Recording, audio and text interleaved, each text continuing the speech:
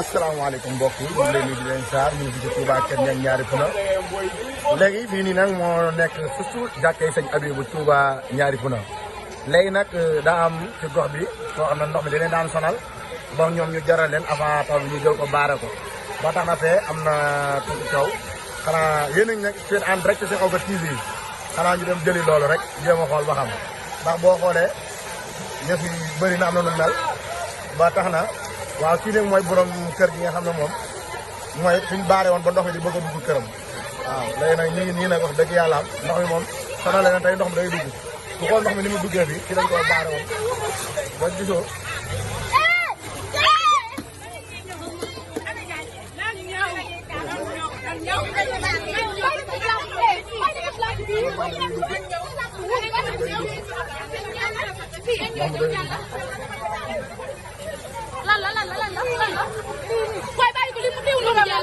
waaw ba tax na du kenn nekk mi ngi wax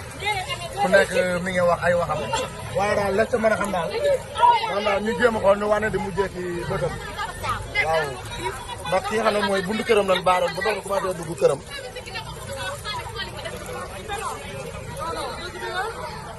voilà yow